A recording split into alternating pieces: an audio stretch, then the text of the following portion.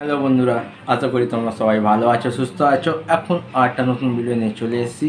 বলতে পারো এটা খাদানের সেকেন্ড ভিডিও বলতে পারো। আমরা সবাই জানি গতকালকে 11টার সময় খাদানের টিজার ড্রপ আউট করা হয়েছিল।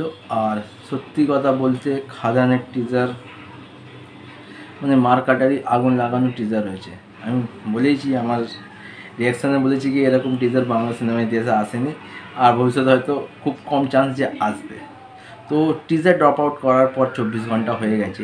এই 24 ঘন্টায় খাদানের টিজার কীরকম কী ভিউ পেয়েছে সেইটা নিয়ে এখন এই ভিডিওতে কথা বলবো।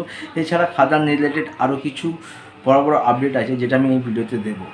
তো প্রথম কথা হচ্ছে এই যে খাদানের যে টিজার ড্রপ আউট করা হয়েছে, এটা দেব ভেঞ্চার্স লিমিটেড মানে দেবদার প্রোডাকশন হাউস থেকেও ড্রপ আউট করা হয়েছে, অপরদিকে সুরিন্দর ফিল্মস থেকে ড্রপ আউট করা হয়েছে।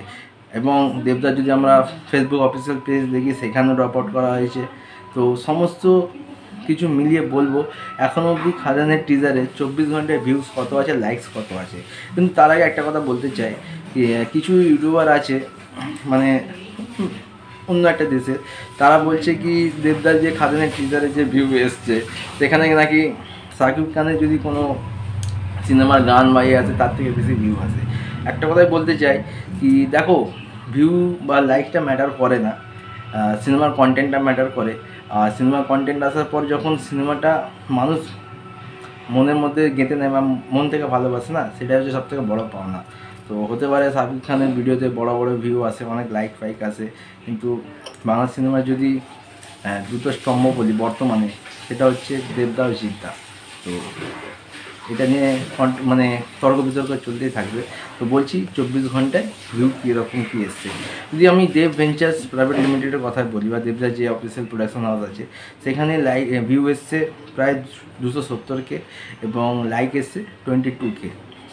আর সুরিন্দর ফিল্মসের যদি বলি, সেখানে ভিউ এসে 216K এবং লাইক এসে 17K।